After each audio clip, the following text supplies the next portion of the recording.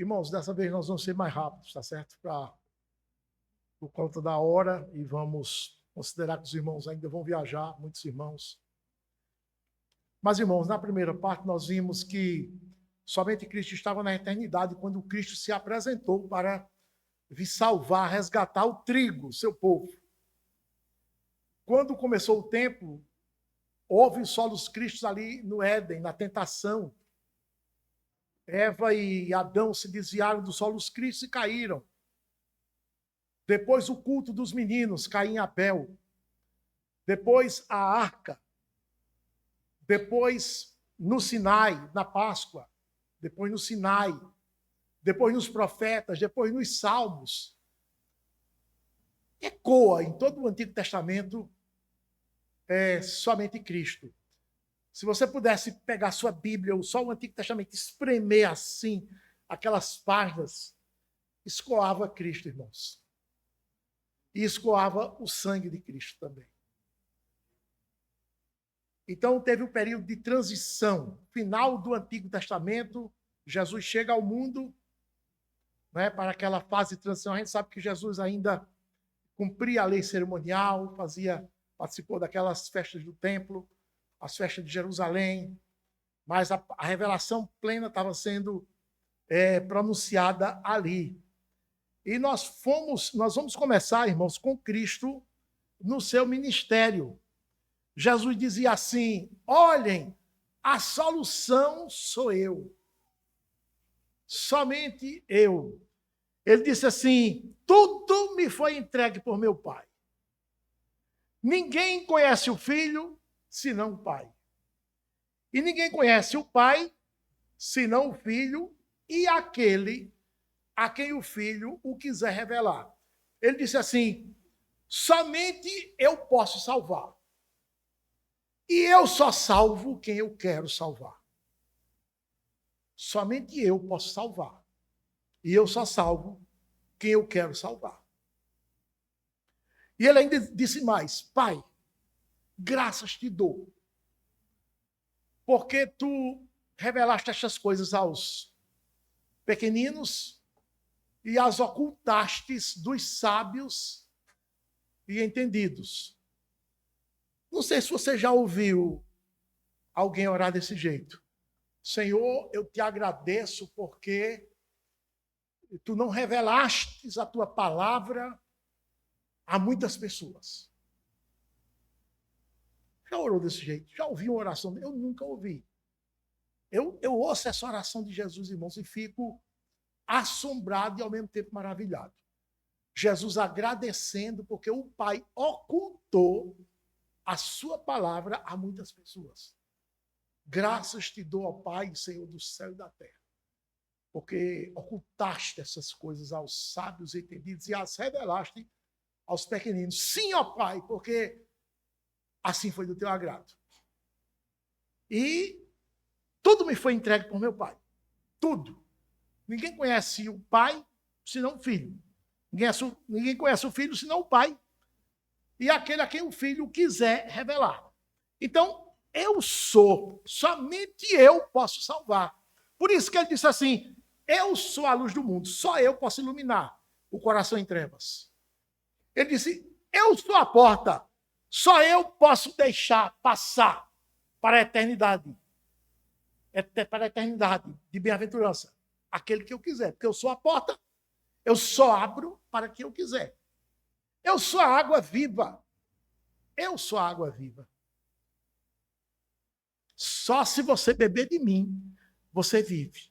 Se você não beber de mim, você continua morto. Eu sou o caminho, a verdade e a vida. Ninguém vem ao Pai se não for por mim. Somente Cristo, irmãos, somente Cristo é o caminho. Bom, ele foi para o céu. Vieram os apóstolos. Pedro pregava Cristo apaixonadamente. Pregava Cristo a uma geração que dizia: a salvação é pelas obras. E tinha os fariseus, escribas, homens que eram irrepreensíveis no cumprimento da lei. Irmãos, quem é que cumpre a lei para se salvar? Quem é que consegue, irmãos? Mesmo que a pessoa conseguisse cumprir todos os mandamentos, irmãos, por ter sido ela que cumpriu, ela já manchou com o seu pecado, porque o pecador não pode fazer nada que seja isento de pecado. É como impressão digital, onde você toca, fica a sua impressão digital. Eu fiz uma boa obra, eu fiz com essas mãos. Quando eu peguei na benesse que vou dar ao próximo, maculei com o meu pecado. Nenhuma boa obra pode suportar a investigação de Deus. Ele vai encontrar, aqui está o defeito. Então, está reprovada. Que coisa, né, irmãos? Que coisa. Tiago vai dizer que se você cumprir toda a lei, mas esquecer de botar o ponto do i, você colocou toda a lei abaixo. Eu já fui professor, imagine que eu apliquei uma prova de 100 quesitos de gramática e o aluno acertou todos os quesitos. Mas o nome dela era Isis. Ela escreveu Isis, esqueceu de colocar o ponto do i na assinatura do nome dela. Quanto o professor ia dar? Eu daria 10. Eu vou tirar ponto da aluna porque esqueceu o ponto do i de Isis? Eu lendo perfeitamente que é Isis? Mas se Deus fosse corrigir essa prova, ele daria 0. Porque faltou o ponto do i. Ele quer tudo perfeito. Quem conseguiria se justificar diante de Deus pelo cumprimento da lei? Ninguém. Ele quer tudo perfeito. Agora teve uma pessoa que conseguiu se justificar diante de Deus pelo cumprimento da lei. Jesus. Quando ele apresentou as obras dele, que Deus examinou, disse 10 com louvor. Absolutamente certo. Por isso que no terceiro dia ele ressuscitou. A morte não teve como segurá-lo no túmulo. A morte só segura no túmulo pecadores. E Cristo não tinha pecado nenhum. Mas aí Pedro e os apóstolos pregavam o evangelho no meio de uma geração que queria se justificar pelas obras. Aí Pedro disse assim, não há salvação em nenhum outro. Presta atenção, debaixo do céu, não há nenhum homem aqui nesta terra que seja capaz de nos salvar. É um versículo de Atos 4:12, eu estou parafraseando. Não há ninguém debaixo do céu e sobre a terra, nesse espaço aqui, entre o céu e a terra, não há nenhum mortal aqui que possa salvar. Não há salvação em nenhum outro, só em Cristo, irmãos. Ele foi proibido de pregar. O Sinédrio disse, eu proibi vocês de pregarem nesse nome. E vocês encheram Jerusalém da vossa doutrina com esse homem. Atos 5, né? Aí Pedro respondeu assim no versículo 29, antes importa obedecer a Deus do que aos homens. Não vou obedecer vocês do Sinédrio. Eu respeito vocês como autoridades do Sinédrio. Agora, entre uma ordem de vocês e uma ordem de Cristo, eu desobedeço vocês. Eu não tenho medo. No versículo 29 de Atos 4, ele disse, não podemos deixar de falar do que temos visto e ouvido. Não posso deixar de falar. Mesmo que eu queira, eu não consigo. Isso sai do meu coração. E Pedro disse essas palavras com risco de vida. Porque o Sinédrio tinha o poder, era o todo-poderoso, irmãos, em Israel. Então, para defender os solos cristos, a vida é arriscada, irmãos. Mas isso não importa, não. O que é que importa? Eu quero defender os solos cristos. Você vai morrer, que eu morra. Eu não tenho medo de morrer. Eu tenho medo de quem mata a alma, mas de quem mata o corpo, eu não tenho medo. Jesus disse isso, vocês não têm medo, não, de quem mata o corpo. Tenham medo de quem mata a alma e pode fazê-la, e pode lançá-la no inferno. Aí, a esse temei. Então, preguem solos Cristo, irmãos. Paulo, quando foi para as missões evangelísticas dele, ele chegava numa cidade gentia e procurava, em primeiro lugar, a sinagoga, porque o povo da sinagoga conhecia todo o Antigo Testamento. Então, se o povo da sinagoga entendesse que o Jesus que veio e já está no céu é o Cristo que o Antigo Testamento aponta, fala, então já estava formada a igreja. Um povo que conhecia toda a promessa da vinda do Messias. Então ele pregava sempre nas sinagogas. Um dia ele estava em Antioquia da Ásia, pregando aos judeus que Jesus era o único que remia pecados. Ele disse assim, olha, Jesus é o único que pode justificar vocês dos seus pecados, porque o método que você usa que vocês usam, ele não funciona. Ele disse isso em Atos 13, irmãos, 38 e 39. Vocês não podem ser justificados pela lei de Moisés. Não podem. Então, Paulo disse isso claramente. Então, digam isso aos amigos de vocês, aos conhecidos de vocês. Você não pode se justificar pelas obras. Não há nenhuma pessoa na face da terra que é viva hoje ou que já viveu que possa lhe salvar. Somente Jesus Cristo. Mas se eu disser isso, eu vou perder a minha amizade de fulano. Perca. Se eu disser isso, eu vou perder o namorado. Perca. Se eu disser isso, eu vou perder a esposa. Perca. Se eu disser isso, eu vou perder o marido. Perca. Quem vai me sustentar? Não sei. Alguém vai sustentar. E se não tiver alguém, vai morrer, vou morrer de fome. Morra. Morra. Agora, negar Cristo. Aquele que se apresentou voluntariamente desde o céu para vir lhe salvar, e você agora vai negá-lo, com medo de morrer. É caro o preço, né, irmãos? É caro o preço. Mas os apóstolos pregaram somente Cristo. Em Romanos 6, 23, Paulo disse, a vida eterna só pode ser obtida através de Cristo. Em Romanos 5:1, irmãos, ele disse que a paz com Deus só pode ser obtida por Cristo Jesus. O irmão me lembrou ali, pastor, diga esse versículo.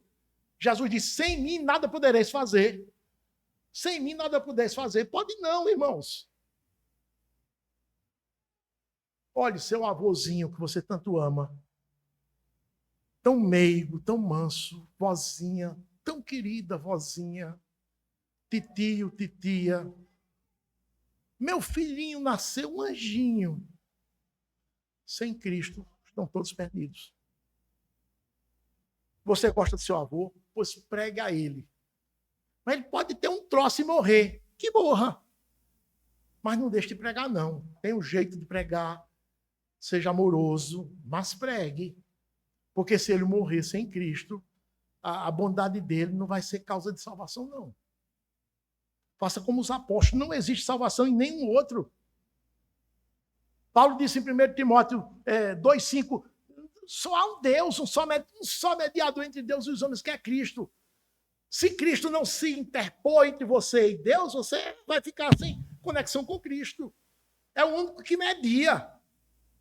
Você quer tirar ele fora? Quer botar quem? Maria, a mãe dele, um dos santos? Não vai conseguir. Você vai ficar sem mediador. Vai perecer sem Cristo, vai para o inferno, sim. Paulo, irmãos, explodiu de alegria só porque dele, por meio dele e para ele são todas as coisas, são todas as coisas. Ele é tudo, irmãos. João, olha, eu falei sobre Pedro, falei sobre Paulo, estou falando sobre Cristo nos apóstolos. E agora, João disse assim, ele é o alfa. Ele disse a João, né? E João reproduziu, eu sou o alfa, eu sou o ômega. Quer dizer, o princípio e o fim. Alfa, sabe, irmãos, é a primeira letra do alfabeto grego, a gente sabe. Mas quando ele disse eu sou o alfa, ele está querendo dizer o seguinte, eu existia antes de tudo. Por isso que Gálatas, que Colossenses diz, ele é antes de todas as coisas. É o alfa. E ele diz assim, eu sou o ômega, que é assim, depois de tudo isso, eu ainda permaneço. Por isso que Hebreus diz, Jesus é o mesmo ontem, hoje e o será, é o ômega. Antes de todas as coisas. Para a gente, para a nossa mente tão fraca, a gente pensa que alfa é o começo e ômega é o fim. Mas é muito mais do que isso. Alfa é que eu venho de lá sem princípio. E ômega é que eu estou aqui, ó, sem fim. Pensaram num ser dessa magnitude, irmãos?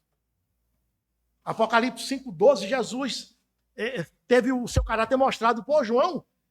Inigualável. João disse assim, digno é o Cordeiro que foi morto de receber poder, riqueza, sabedoria, força, honra, glória e louvor. Quer dizer, as maiores honrarias do céu e da terra, ele, só ele, é digno de receber. Então, a suma, irmãos, é que Cristo era o coração da pregação dos apóstolos. Não tinha outra coisa que eles pregassem que não só os Cristos, irmãos. Vejam a consciência desses homens. Eles respiravam Cristo, irmãos. Eles falavam Cristo, respiravam, sonhavam com Cristo, acordavam com Cristo, dormiam com Cristo. Não tinha outra coisa na boca desses homens, no coração, nem no pensamento, nem nas palavras, não, irmãos. A não ser Cristo. Somente Cristo, né, irmãos? Ele estava fartamente na doutrina dos apóstolos. Irmãos, os apóstolos viveram no primeiro século. A divisão é assim. O primeiro século é o século dos apóstolos. Aí, do segundo século até o quarto, é o século dos discípulos dos apóstolos, que chamam os pais da igreja.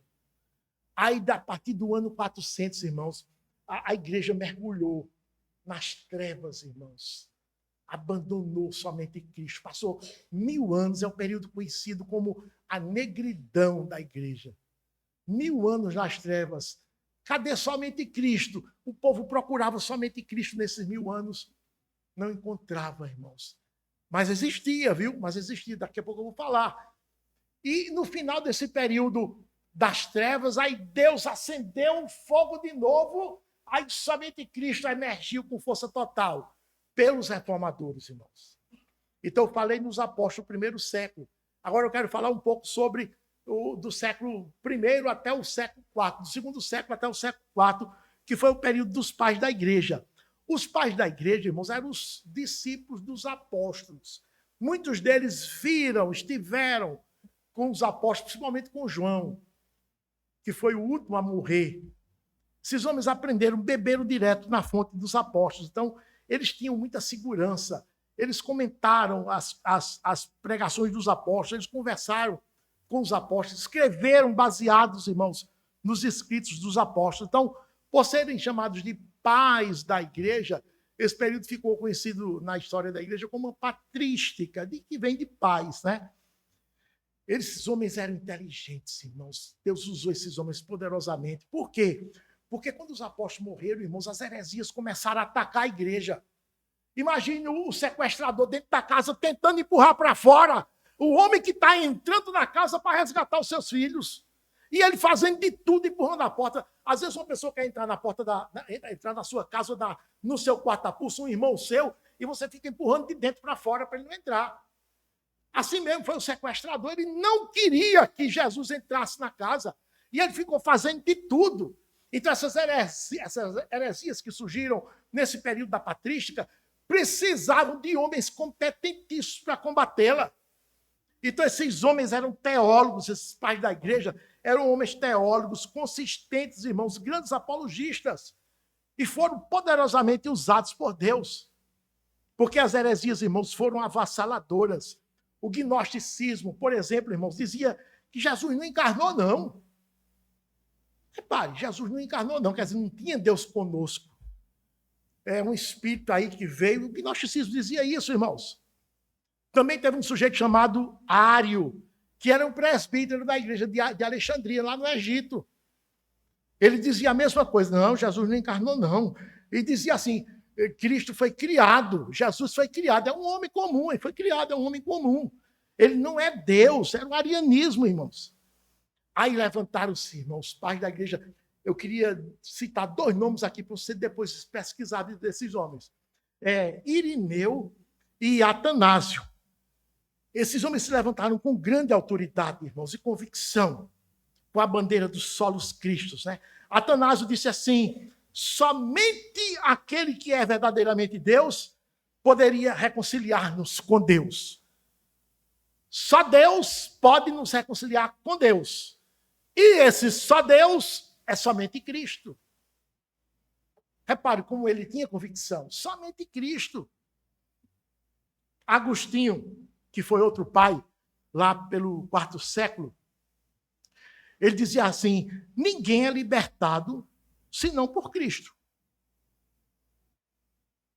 Ele gritava somente Cristo. Agostinho, os irmãos sabem, foi a fonte na qual bebeu Lutero, Calvino, os principais reformadores. Uma teologia agostiniana. Um homem profundamente, irmãos, compenetrado e piedoso e erudito, irmão, na palavra. Então, nesse tempo, sabe, irmãos, dos 400 anos, foi que a teologia começou a decrescer, a ser adulterada, irmãos. As tradições eclesiásticas começaram a entrar na igreja. Paulo Anglada diz que as pompas, sabe, as pompas, aquele culto pomposo, os ritos, irmãos, os símbolos, até gestos, irmãos. Gestos começaram a ser incluídos no culto. As roupas litúrgicas, irmãos, a hierarquia, a casa de oração, que devia ser bem simples, a casa de oração que devia ser bem simples, ela começou a ser rebuscada pela arquitetura. Então, começaram a surgir as catedrais, grandes templos. Irmãos, templo só foi um, irmãos, de Jerusalém, que foi queimado por Nabucodonosor, depois foi reconstruído por Esdras, ficou uma tapera em relação ao primeiro templo, e de propósito Deus deixou, porque a glória daquele templo ia ser completada não com ouro, mas com a presença de Jesus ao entrar ali no templo, quando chegasse. E quando foi naquela última semana de Jesus, o templo ia prescrever sexta-feira. Sexta-feira, quando Jesus morresse, aquele sacrifício dele na cruz era o último sacrifício do templo, do Cordeiro, que foi crucificado, sacrificado uma vez por todas. No sábado, os animais que morreram já morreram em vão. Pode chamar a Sociedade Protetora dos Animais, estão matando aqueles animais em vão. Pode chamar e prender quem estiver matando, abatendo aqueles animais a partir do sábado, primeiro dia da semana, domingo, segunda, terça, quarta. A partir dali, o templo prescreveu. Acabou-se o templo, irmãos. O templo agora é a igreja, é a presença de Deus, está dentro da igreja. Tanto na vida da igreja como na vida de cada um dos irmãos. É o poderoso templo de Deus. Então, por isso que as casas de oração, onde os crentes se reúnem, são bem simples. Quanto mais simples, melhor. Aí começaram a ser rebuscadas de arquitetura. As casas de oração se tornaram templos, catedrais. Ainda hoje a gente encontra por aí templo, catedral metropolitana, disso, daquilo. Todas as denominações fazem questão de ter a sua catedral. Tudo isso, irmãos, foram tradições eclesiásticas que desviaram o foco do povo da pregação do somente Cristo. Hoje é a inauguração da minha igreja. Linda. Todo mundo dizia. O povo emocionado. Todo mundo fez roupa nova. Tirava fotografia do lado de fora, postava nas redes. Minha igreja, catedral. Tudo isso, irmãos, foi adição que aconteceu ali no final da patrística. Então, houve esse vertiginoso declínio, irmãos, da pregação dos solos cristos. Irmãos, do mesmo jeito que na história do Patriarmente. Do mesmo jeito. A história se repete. É um ciclo, irmãos.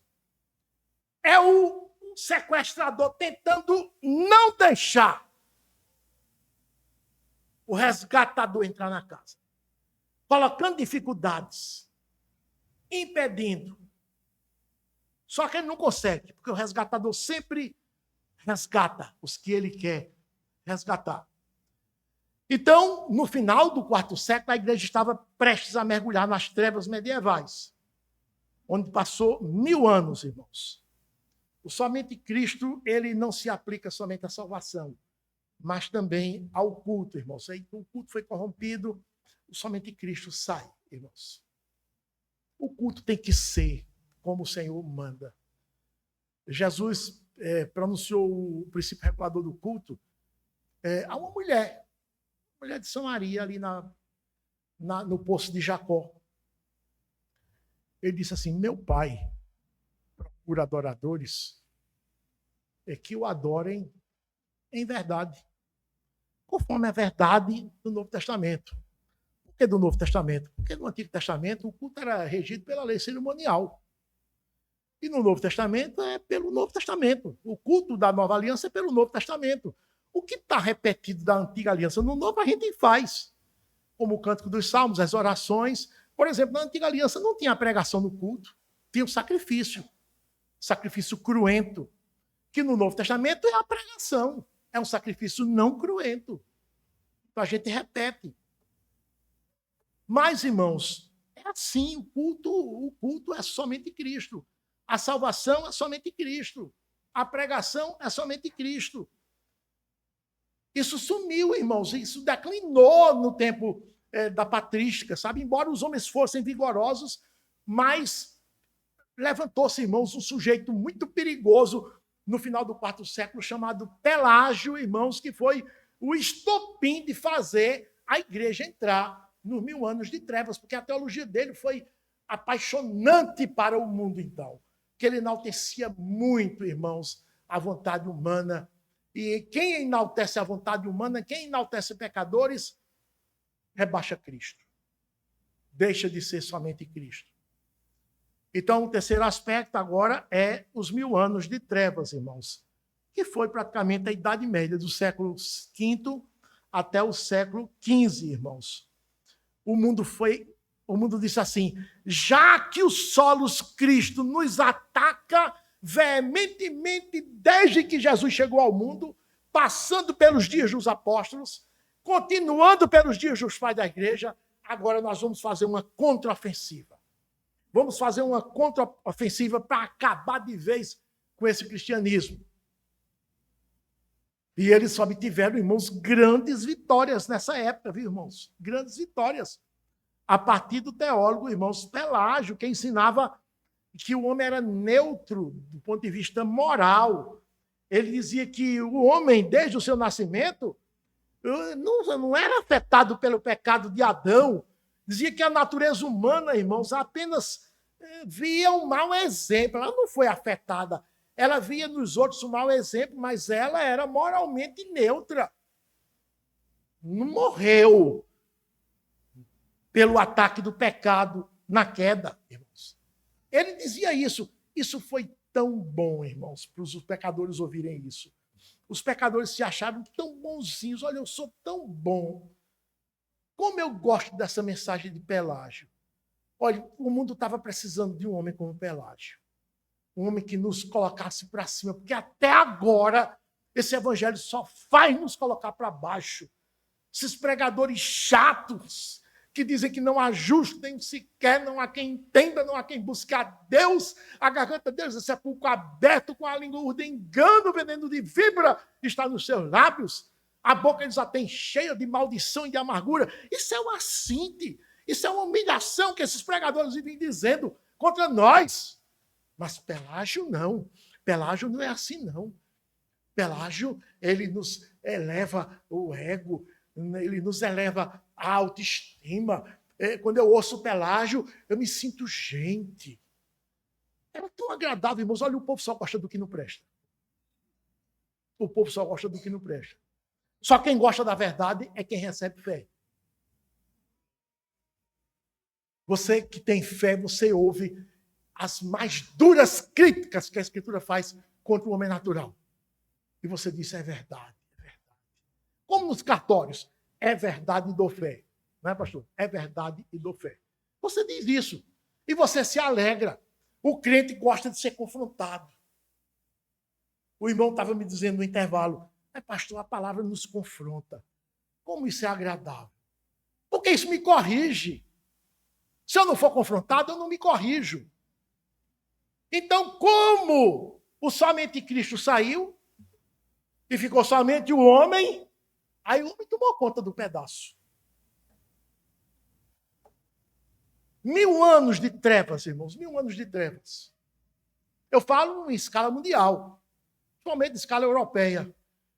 Deus tinha as suas testemunhas? Tinha sim as suas testemunhas. Espalhadas na face da terra, nos antros e cavernas da terra, como disse o escritor aos Hebreus. Não sei onde elas estão, mas elas existiam.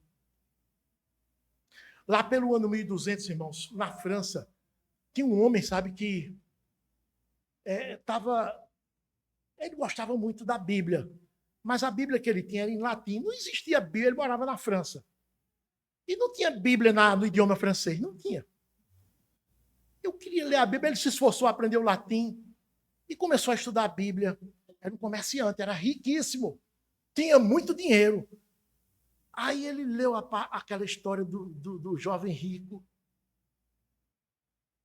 Jesus disse assim ao jovem rico: vai, vende tudo quanto tu tens, dá aos pobres, depois vem após mim e tu terás um tesouro no céu.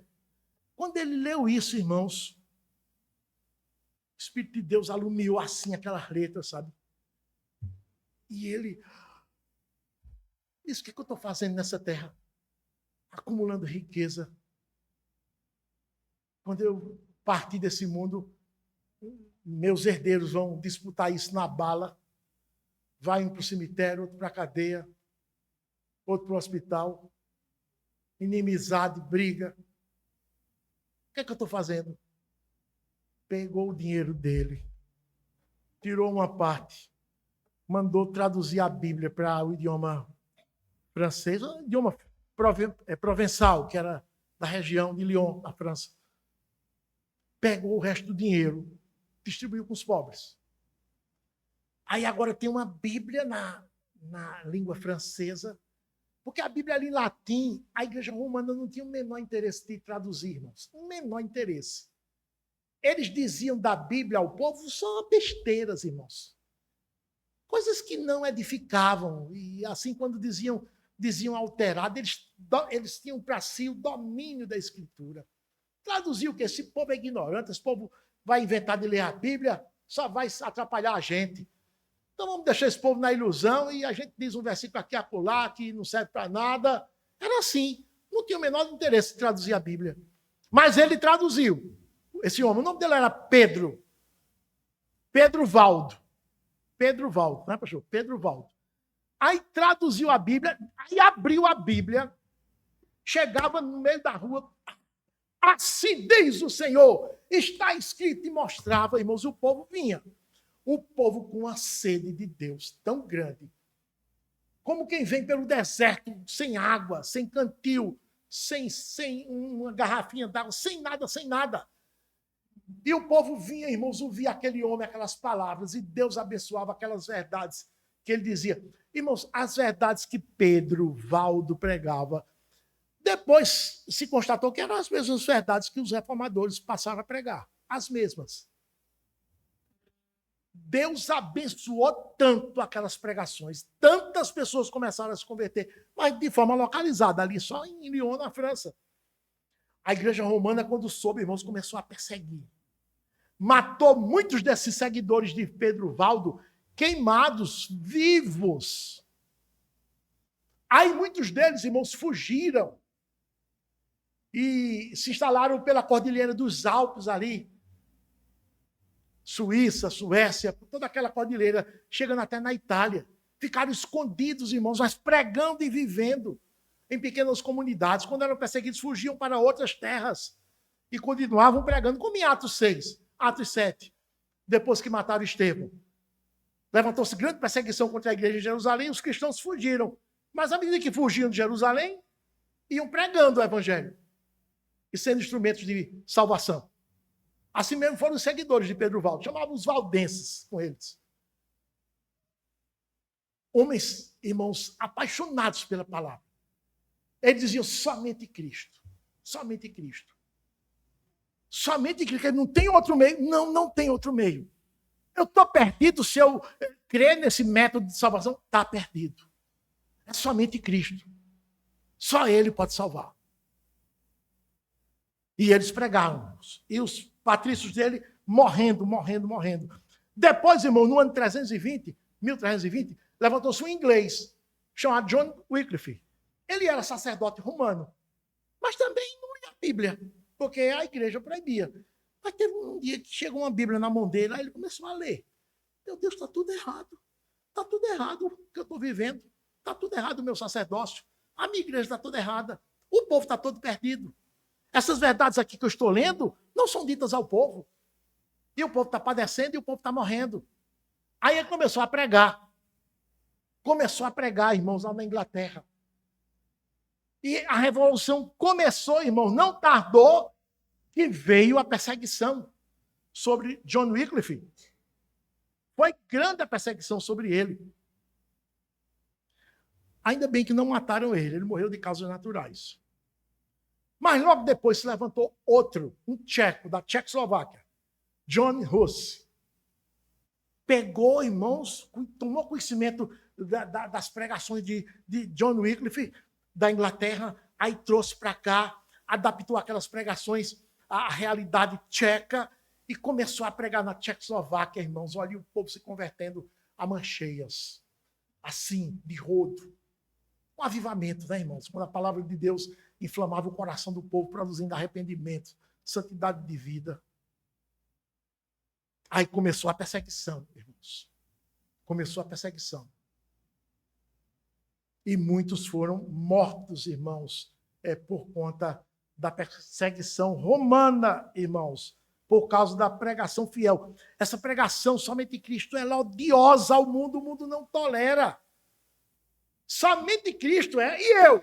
Não valho nada? Não, não vale. Somente Cristo vale. O que é que eu faço para me salvar? Se Cristo quiser lhe salvar, ele lhe salva. Aí você tem que ouvir a palavra, ouça a palavra. Se a palavra fizer sentido para você, ele quebrantar e você se arrepender dos seus pecados, é porque a palavra está agindo em você. Aí você será salvo. Por isso que Jeremias dizia, coloca a tua boca no pó, talvez haja esperança. Talvez. Irmãos, como pregador, a gente não pode garantir a salvação para ninguém. Não pode. A gente diz, arrependa-se dos seus pecados. Arrependa-se dos seus pecados e creia. É isso que eu posso dizer. Arrependa-se e creia. Agora, se você se arrepender e crer, você será salvo. Mas só que o arrependimento é Deus que dá.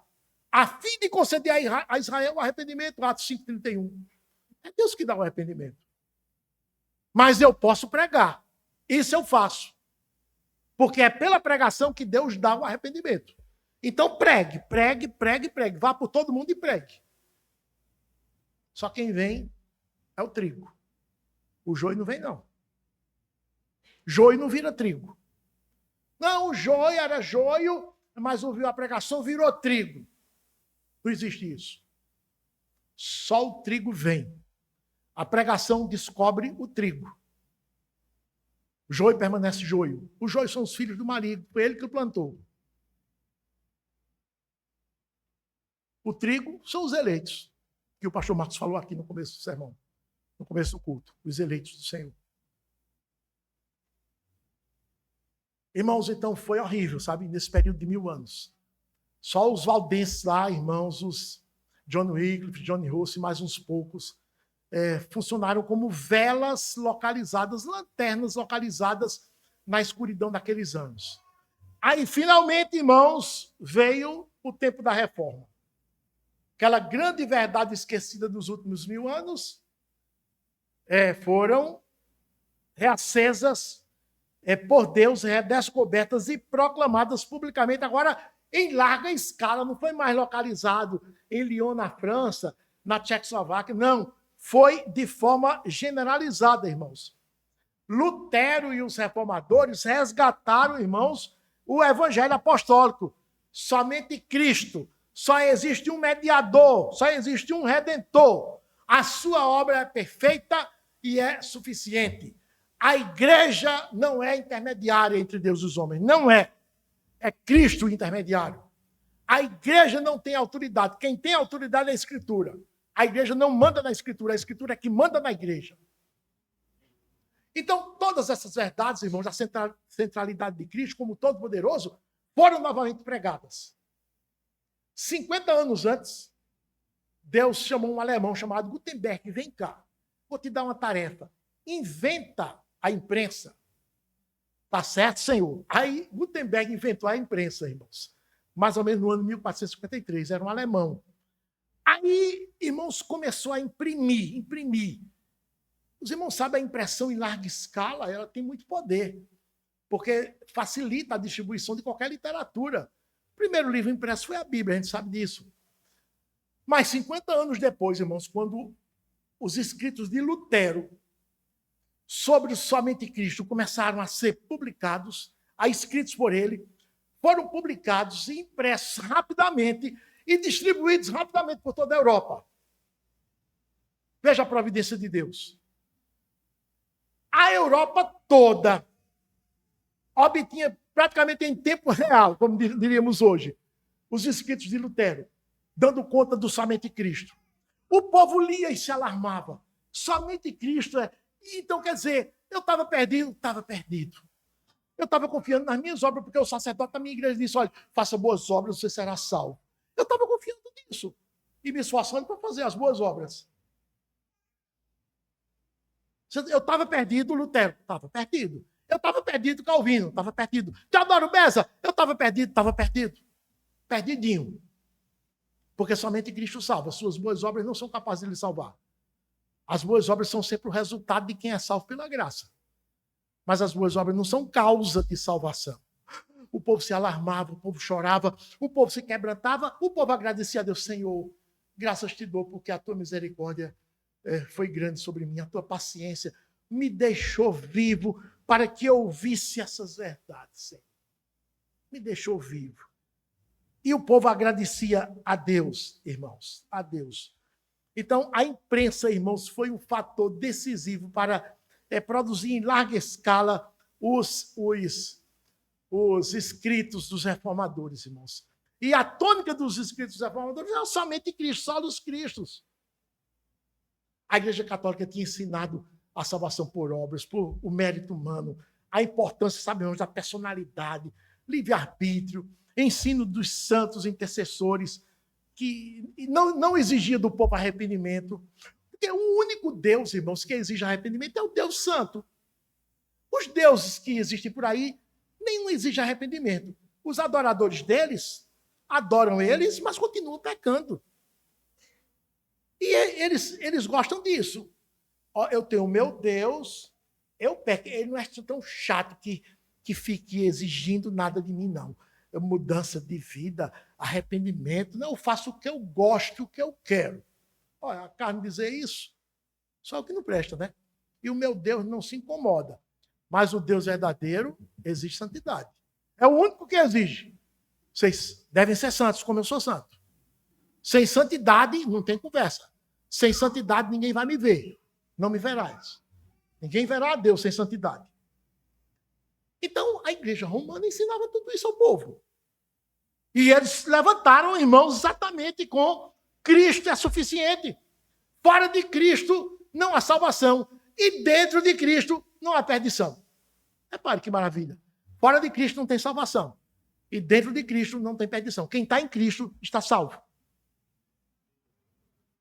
Ao dizer essas palavras, tantas verdades, Lutero mostrou-se, irmãos, um homem nas mãos de Deus. Eu falo a mesma linguagem de Jesus. Eu falo a mesma linguagem dos apóstolos. Eu falo a mesma linguagem dos pais da igreja. É essa linguagem que você deve falar. Se você crê somente em Cristo, é essa linguagem que você deve falar. João Calvino dizia assim, a justiça que temos diante de Deus está somente em Cristo. Fora disso, você não tem justiça nenhuma, não. Não se engane. Não se engane. Então, a pregação dos reformadores devolveu a Cristo, irmãos, a sua glória, a sua importância, a sua condição de todo-poderoso.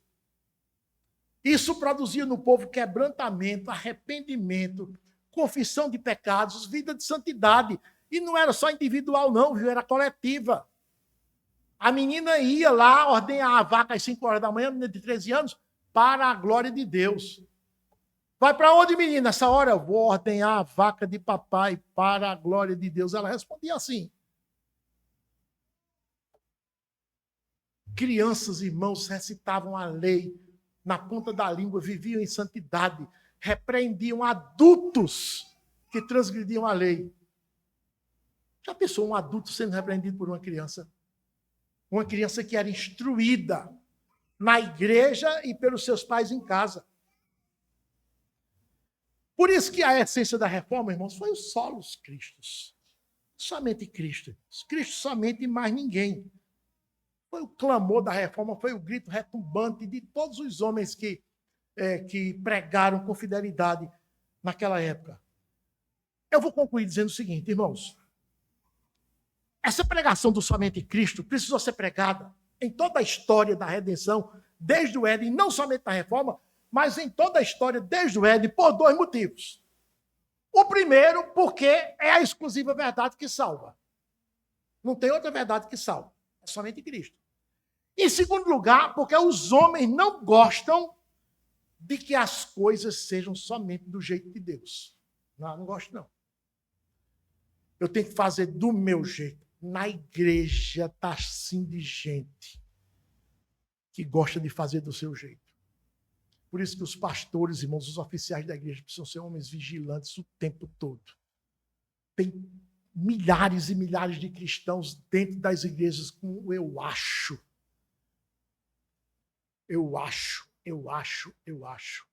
Quando a Escritura diz, se alguém fale de acordo com os oráculos de Deus, fale de acordo com a Escritura. Ah, mas isso está de acordo com a Escritura? Não.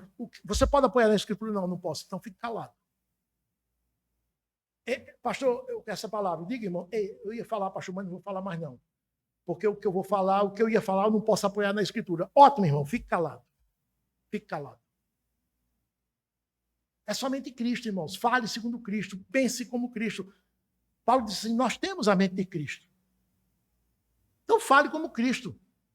Olha, Deus não vai mudar seu método. Você não gosta do método de Deus, não? Não. Então fique certo uma coisa, Deus não vai mudar o método dele. Ele vai antes reafirmar o método dele em todas as eras. Em qualquer época, a igreja só pode ter uma pregação. Somente Cristo. Porque foi essa tônica desde os céus da eternidade. Foi essa tônica que entrou pelo tempo, no Éden, na arca, no dilúvio, na lei, no Sinai, no deserto, nos profetas, nos salmos, na pregação de Cristo, na pregação dos apóstolos, na pregação dos reformadores, dos pais da igreja. Só foi essa mensagem. Então, quem prega somente Cristo está alinhado com o que há de mais fiel na história da salvação. Agora, quem mistura Cristo com outra coisa, merece, irmão, ser demitido por justa causa, sem nenhuma recompensa. É um pregador mentiroso que prega Cristo e mais alguma coisa. Como Paulo recriminou os Gálatas. Vocês estão dando ouvidos, vocês da Galácia, a pregadores falsos que estão pregando outro evangelho, além do que eu preguei, misturando Cristo com outras coisas, com as obras da lei para se salvar. Vocês não têm vergonha, não? Paulo perguntou. Então, escute, meu irmão.